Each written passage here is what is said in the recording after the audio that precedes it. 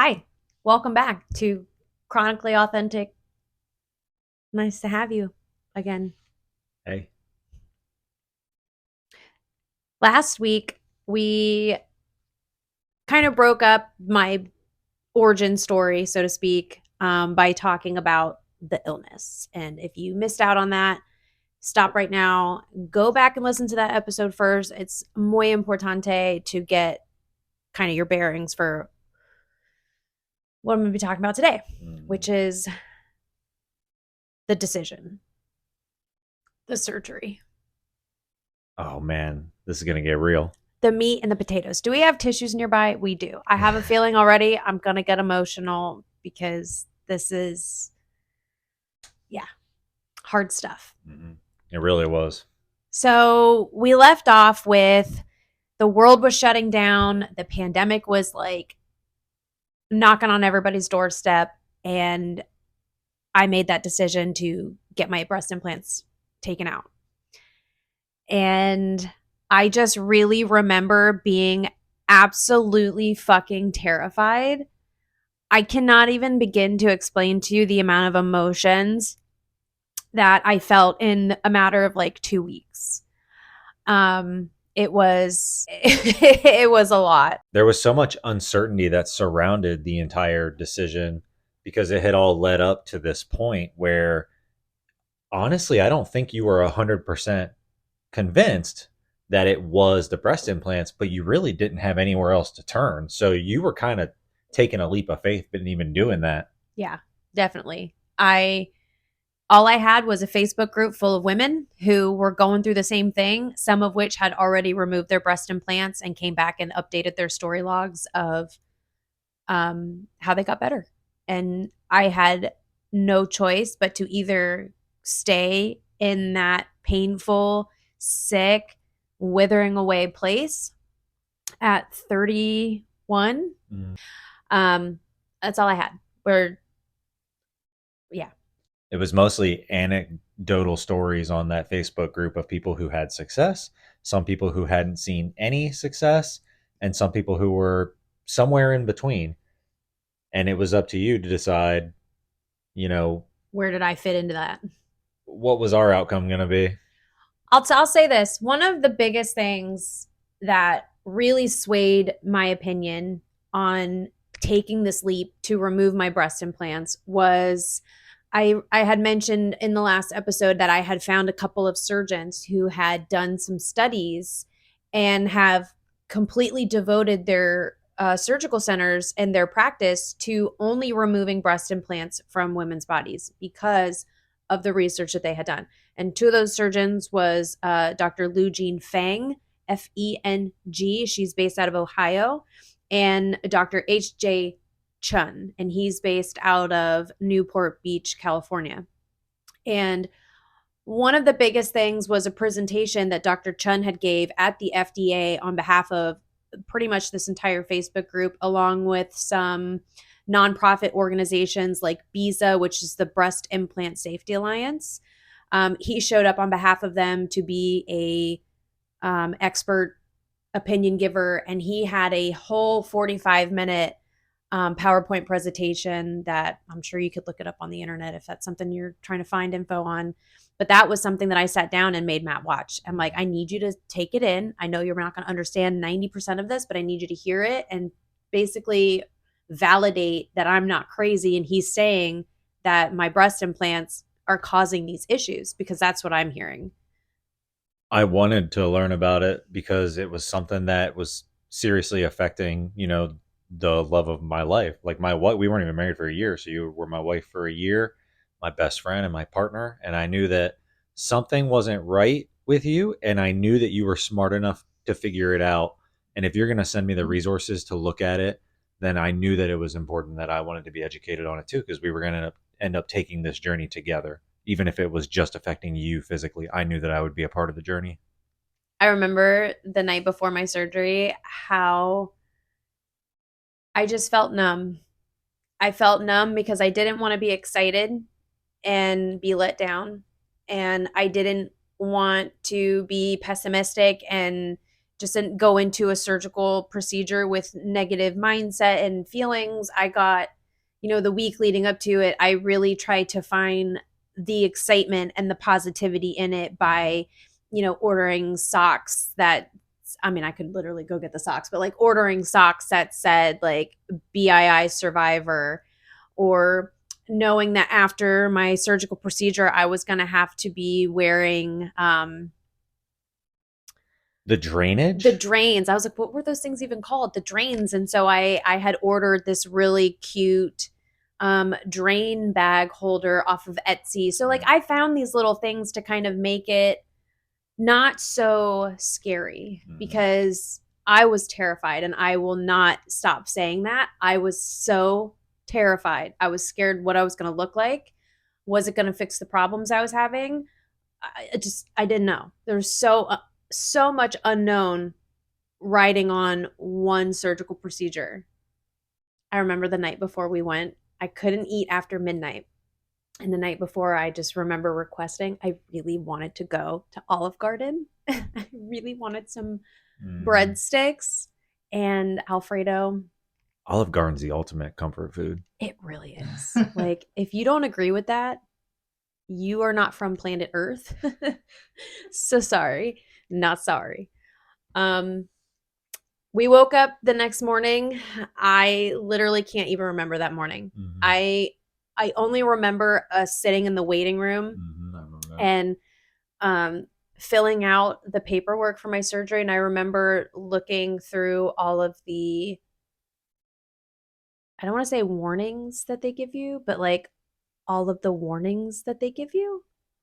A lot of it was mental health, and that it could not fix the problem, that it may not. This could still be an ongoing. You could have damage. You could have all these things afterwards. And I signed my life away. Before we went into the back, we were sitting in the lobby, and I remember asking Matt to take a picture of my eyes, because that was the one thing in that Facebook group that was a constant, was everyone noticing how bright their eyes were, and how their skin tone and the texture of their skin within hours after they're removing the implants, they just looked like different people. And I specifically remember that. So I remember asking Matt to take a picture of my face.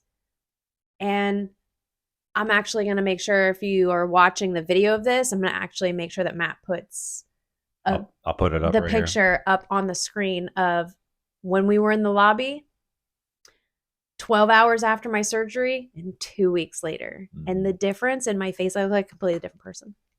It's insane. That was wild. I wasn't expecting it to be that different. I kind of thought it was a little hokey. Like, I was like, nobody's face or eyes change that quickly after a surgery, but they really did once you got that poison out of you. Just think of it like this. How many of you have ever had a splinter? That like seething pain where you're like, oh, I can feel it in my skin. Like, I know that there's something in there and it's driving you crazy. And then you take it out and instant relief. That pain is gone. There's no more of that pressure. It was kind of the same thing, except with my appearance. Anyway, so we take the picture. I leave Matt in the lobby, and I go into the back, and I remember I started shaking. The nurse is in there going over with everything with me that they're going to do, going through my paperwork. My surgeon came in one last time to kind of talk to me, and I made sure that his surgical plan mimicked what my request was, how I wanted them taken out, everything. Because originally his plan was to puncture, because I had saline implants, was to puncture the implants and let the fluid just drain into my body, and my body just absorbed that. But from all the research that I had done, hell no. Precisely my point. So there was a very specific way that this needed to come out, and I wanted to make sure that my needs were being met. And this was really when I started finding my voice, and realizing that going to a doctor is a business. It's a transaction. I'm a customer of someone's business. And at the end of the day, I feel like we all think that the doctor has the final say. The doctor doesn't know you better than you know yourself. And that's something that when we get to probably next week's episode, you'll learn more about the advocating for yourself side of my journey. Anyway, so I'm in the office with him, and he starts marking me about where he's going to make his incisions and just running, doing a dry run. We'll put it that way. Mhm. Um, so all is said and done. I gown up. I get brought into the surgical suite. It was not an anesthetized surgical procedure. I didn't know this part. I was not under general anesthesia for this surgery, which is where a lot of my medical trauma comes from, because they put you in what is considered a twilight sleep, where you're not awake, but you're not asleep either. And I don't really know what happened in my procedure room, but I know that I was aware of what was happening. I was just unable to react to it. That sounds terrifying. Yeah.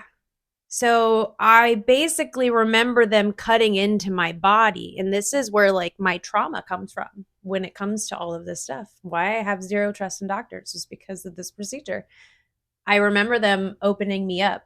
I remember my nipple being cut open. This is going to get a little graphic, so trigger warning. I remember watching myself bleed. I remember making eye contact with the nurse before she realized that I was aware of what was happening.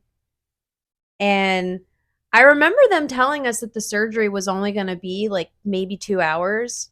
And I was in there for what, 5? Yeah, 4 or 5 hours.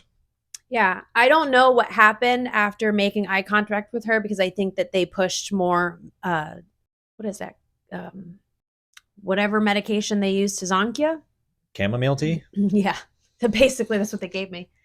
Ketamine. They gave me more Mm. ketamine. That was what they used. Um, and I don't really remember much after that point. I don't remember waking up. The next thing I remember after making eye contact with the nurse was being in the driveway in the car. And I remember going to like either Mm. get the seatbelt or do something. And I felt there was nothing here. Which there had been something there before.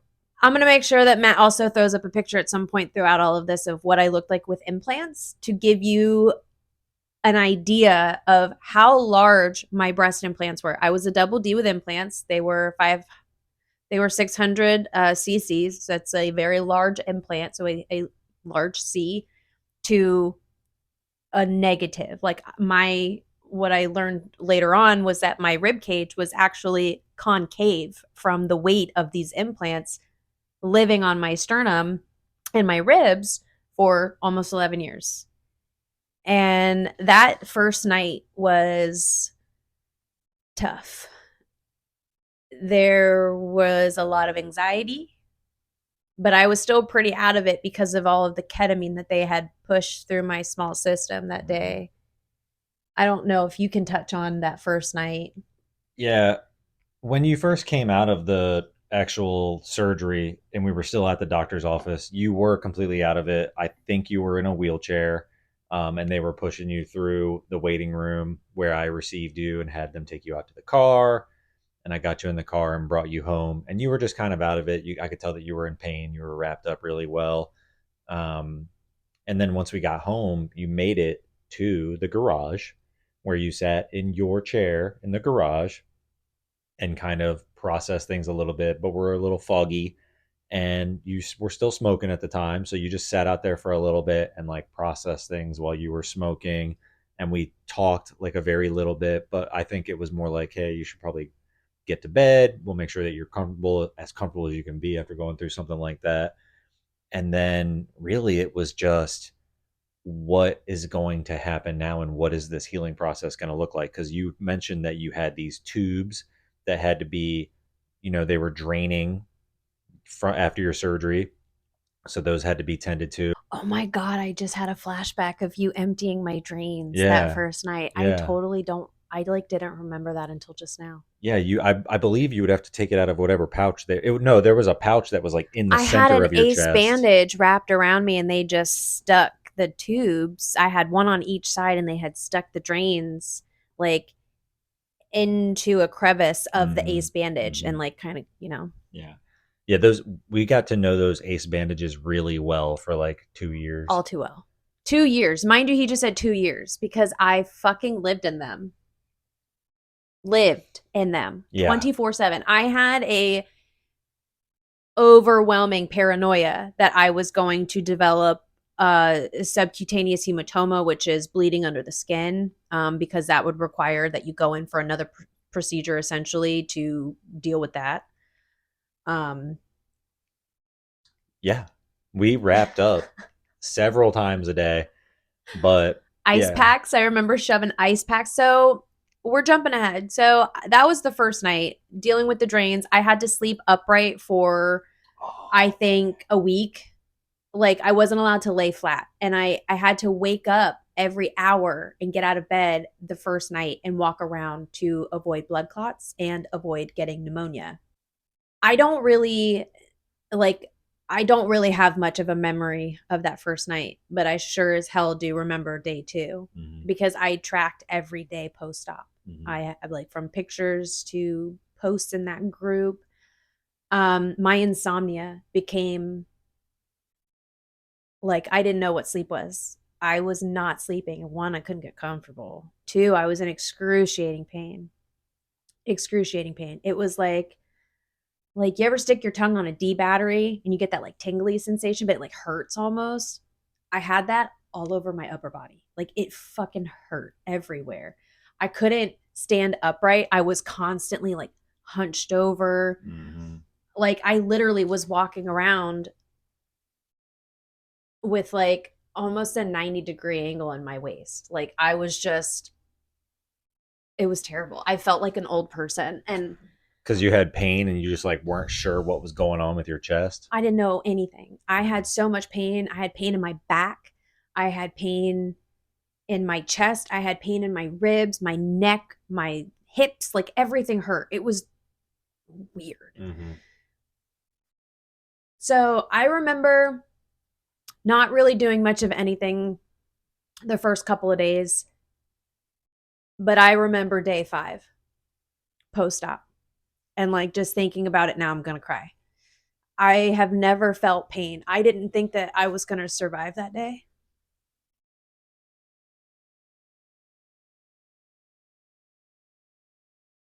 I didn't think I was going to get through day 5 post op. I remember telling Matt, like, please take me to the hospital. Like, something was really wrong.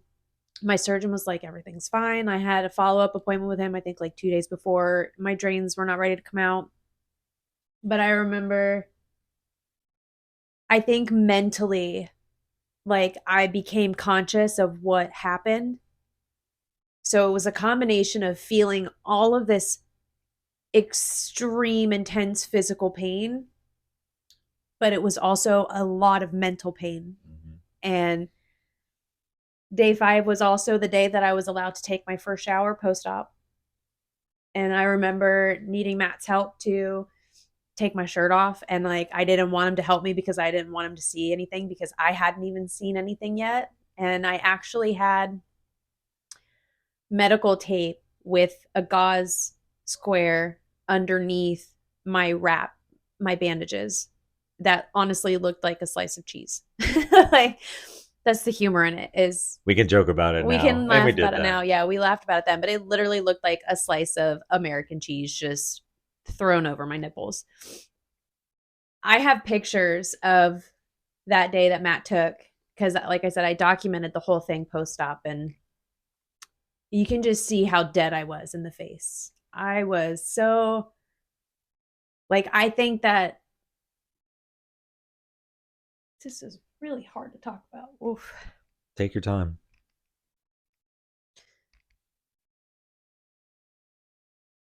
The Nikki that I knew up until that point died on day 5.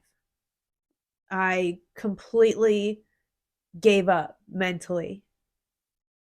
I saw myself for the first time and I didn't recognize who I was. You think that like there's all this time between then and now, but I don't, like I said, I don't ever really talk about it like Mhm. this. So I don't ever have to relive it. It's like reliving it all over again, and it feels so real again. Yeah. Part of me died that day.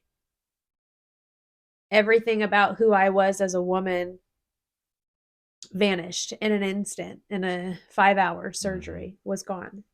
And I had wrapped so much of who I was around how I looked. And suddenly I felt like I looked worse than I ever had in my entire life. And I couldn't even bring myself to take that shower. I couldn't stand to not be covered. And I remember like getting angry at him and asking him to leave the room and crying and somehow managing to put my clothes back on. And I couldn't even raise my hands above my head. I couldn't even stand upright hardly. And I couldn't do it. Like I could not bring myself to even like be that vulnerable around Matt. And yeah. So fast forward a few weeks, I'm just sinking further and further into that deep, dark depression, self hatred, like hated walking by mirrors. And Hmm. this kind soul next to me was leaving cute little messages around the house on mirrors. Like, remember that in our spare bathroom? Hmm. Are you okay? Hmm. I wanted you to feel like worthy or to still feel beautiful, and just to know that I was there with you and my thoughts and feelings hadn't changed about you because you underwent something drastic in your life, that I wasn't going to change the way that I looked at you or that I treated you, because the way that I felt about you went so much deeper than just your physical looks. And I just wanted you to know that and help in some sort of way as you were forced to go through what you're going through. Um, a few weeks after my surgery, I'm a sunken ship in my own despair out in the garage, chain smoking my life away because cigarettes were the only thing that brought me comfort in that time. And I would sit out in the garage and I would watch video after video after video, learning everything I could about the science behind what my body just went through. And all I kept thinking about was, when is this pain going to go away? Mm-hmm. Like, when am I going to stop feeling this pain in my ribs? When is it going to stop feeling like my chest is on fire?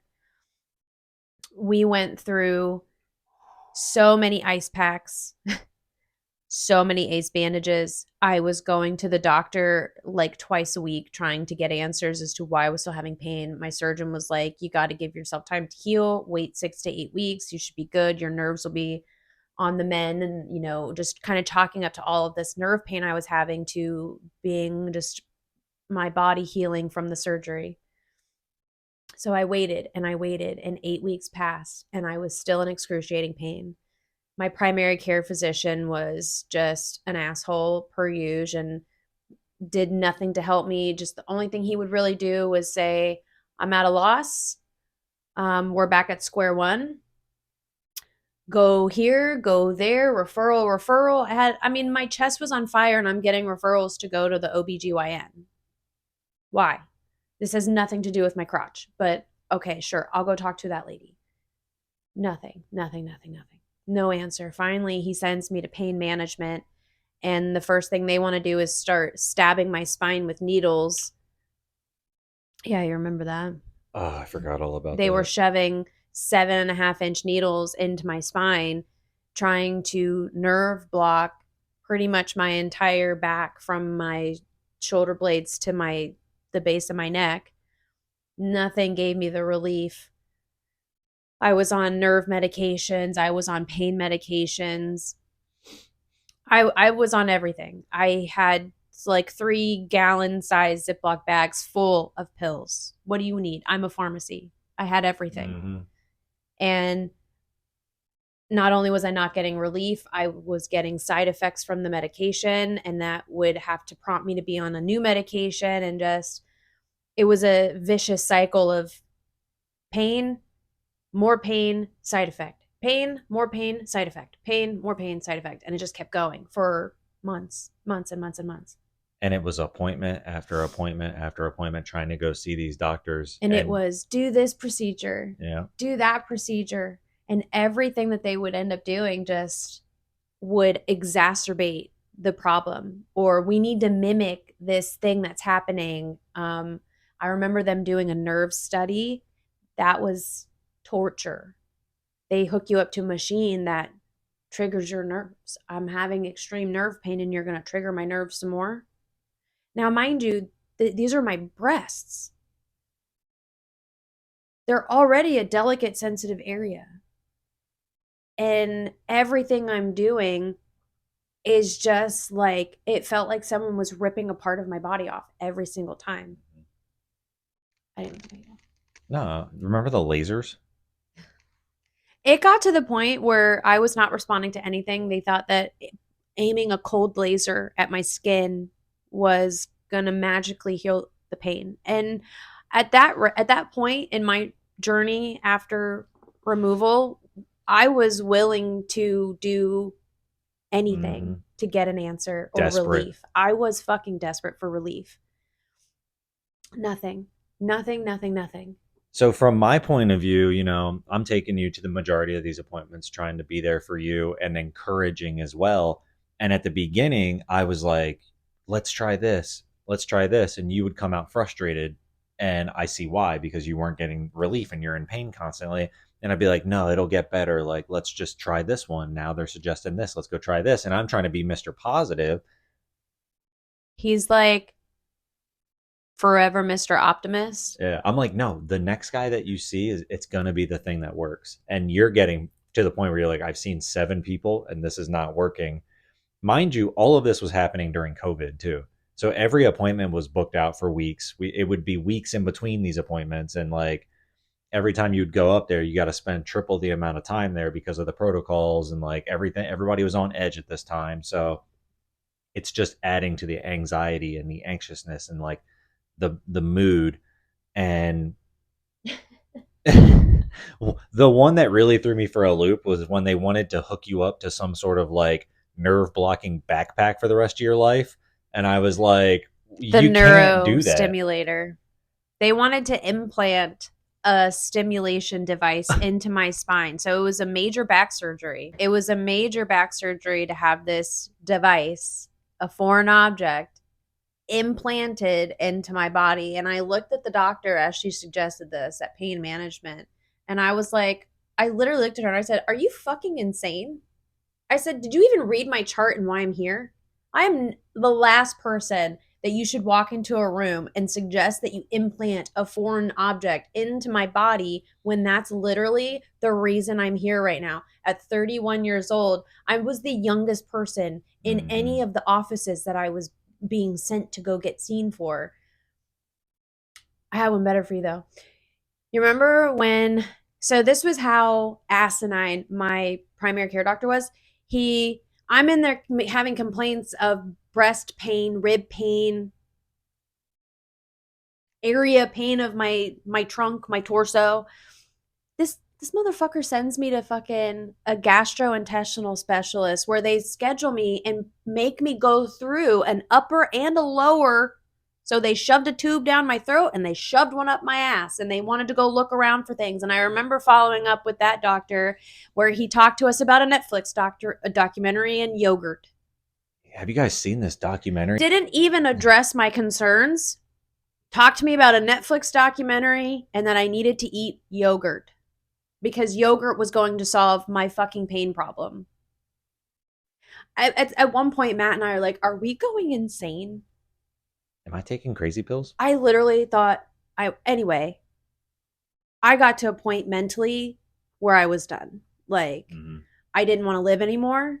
I saw no solution to any of these things in sight. It was just, if that was what I was going to live for the rest of my life, I was good. Like I was totally okay with that. And I started having like really dark suicidal thoughts. There was a point of time where I was actually cutting, and I remember Matt was at work one day and I was supposed to go to my dad's house and go do this whole thing with my family. And I'm standing in my kitchen having a manic episode and I'm like melting down because I'm in so much pain that I start cutting myself. And who wears long sleeves in the summer in Florida? I do, to hide the things that I'm ashamed of. This is when I first started learning about how depressed you actually were. And I started learning about cutting, and I started learning about, or I started finding out about the dark place that you were really in because of all these things.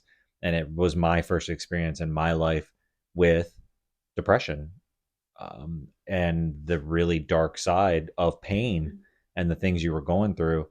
And I was just coming out of my like addictive journey. And so I Yeah, wasn't mind even. you, while all this is happening, he's actually getting sober in the middle of a pandemic. It was just a domino thing. So it was the pandemic, my surgery, not getting any answers, pain, pain, pain, and some more pain. I was spiraling. And I felt like because he was dealing with his own things and like we were not in a good place in our marriage because there was a lot of like lying going on his end, and there was just a lot of stuff and I mentally couldn't handle Mhm. any of it anymore. Like I just couldn't. And also with all of this, I'm having a huge falling out with my mother and my family. Literally everything was just in shambles. Um I'm you know recalling things from my childhood and like trying to address it with my mom to like fix things, and she's gaslighting me. My mom's like a total fucking narcissist, and I just felt like I had nothing and no one on planet Earth that could help me be in a better place. And so that's when Matt started, I started talking to Matt about being in that place and like cutting to get relief even for a second. I even remember I have a huge dragon tattoo that goes up my side, and I remember when I went to go get that tattoo, it was the first time in months that I hadn't felt the pain because I was too preoccupied with a different type of pain. Mm-hmm. And anyway, that conversation led to me absolutely needing to get in to see and seek out mental health care. And I remember, thanks to the military, we have amazing benefits when it comes to that. And they do it virtual. And plus, because COVID was going on, everything was virtual anyway. I remember getting matched with a therapist that was local to Florida, and they gave me the person's name. And I was like, I know that name. I know that name. And it ended up being a family member of my ex husband. So I was like, okay, well, that's not going to work. I don't really feel comfortable with that. So then having to go through the process, find somebody else, I was put in touch with this man, couldn't tell you his name. He was useless as this makeup sponge. Like, that man was a fucking joke. Mm-hmm. As someone who knows what I know now, if I were ever in a position where someone came to me as a professional and needed mental health help because they are dealing with suicidal thoughts, and they are actively performing acts of self harm, I wouldn't ask them to close their eyes and visualize a better life. But that's what he did. And he didn't do that once, he did that to me twice. And I think that he was doing something off camera that was, nefarious, but I can't prove that. But it was just really uncomfortable. That the second appointment was my last appointment, and I was ready to give up again because I can't even. And I remember like being belligerently angry and like just taking it all out on Matt and screaming like I can't even get fucking help. Like I can't get help for my pain. I can't get help for my mental state. Like I'm just fucked. Like this is just the world we live in. Mm-hmm. Like no help for Nikki. Slogan that. It really did feel like that. It was like that. It didn't feel like that. That was the reality. And so again, I had to go through the process of getting another therapist that I had to wait months for. And I remember the month it was about a month and a half. I think it was like 8 weeks. I had to wait before I was scheduled to see Edith. Those were the hardest 8 weeks of my whole life because all I wanted to do was give up. I was taking a handful of pills every day. It would have been really easy for me to give up. I walked by sharp things in my kitchen every day. Would have been so easy. I have this affinity for our tree in our backyard, and I used to tell Matt like I think of ways of how I could get up there and just hang from it every day. And those are the thoughts that I was living in constantly, and I wasn't sleeping and in pain. A fucking living nightmare. Yeah, yeah, it was. And then like I also just felt like I didn't even have my partner because there was just like this big sense of betrayal between us, and ugh, it was just so much for a short span of time. I had my first appointment with Edith in September of 2021. I had my surgery in February of 2020. Year and a half. That's how long I just was tortured. I remember my first appointment with Edith. I felt very standoffish because at that point, mentally, I was completely checked out. I felt abandoned by my mom. I felt abandoned by my spouse. And I remember her saying to me, I know it feels that way, but I'm here now. And something in me just like suddenly had hope. But I remember also like getting in like fits with myself where I would be like, I don't feel like talking about this shit. And like, I would literally just clam up on my appointments with her. I would sit here in silence. And she was like, if you're not going to talk, that's fine. We'll just sit here for the hour. And it took me a couple weeks to really like open up to her and start talking about things. But I learned more about myself from September of 2021 to September of 22 when I had my last appointment with her. And October of 21 was when Matt deployed. So everything was still really fresh at that point when he left. In July of 21, Matt begged me to go to the beach 4th of July, 2021. Begged me. I even think that we got into an argument about it. I just wanted to go fishing so bad and enjoy the beach before I had to deploy. And I was like, how dare you even ask me to be in a bathing suit in public? Damn, I was so mean to you, and I'm sorry for that. I accept your apology now. That day at the beach was the lowest point for me because I tell this story all the time. I tell the story about the beach all the time, but we don't really talk about the things around the beach. So nobody ever really feels the weight of where I was at when I tell that story. Matt took a picture of me fishing on the beach. It was the first time I had been in a bathing suit since my surgery over a year later. And I remember immediately running over and looking at the picture, and I was so nasty to Matt. I looked so horrible in my eyes that I was offended that he had the audacity to capture me on camera and have that live on until it was deleted somewhere, which it was never deleted because it obviously still exists and it's even out there on the fucking internet. Like, that's Now it's an growth. origin story. Yeah. But I remember demanding immediately that we pack up our shit and we leave.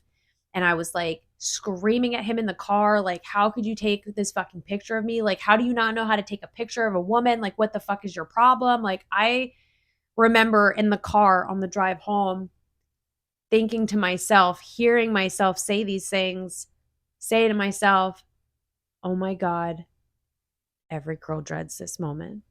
I sound like my mother. Except remember, I told you my mother is a raging narcissist and she's a fucking bitch. And I'm sorry if someone finds that offensive. It's the truth. I heard my mom's insecurities coming out of my mouth. And I already had a very comfortable place of hatred from who I was. That was the nail in the coffin. I went home that day and I didn't care how much pain I was in. I didn't care any of it. I didn't care that I was not going to look like that any longer. I was not going to sound like that person anymore. And I remember my third session with Edith, I brought up that day at the beach. And I said, this is what I want to work on. I want to work on not being that person. The person who belittles and berates their spouse because of their own insecurities and something that they can change.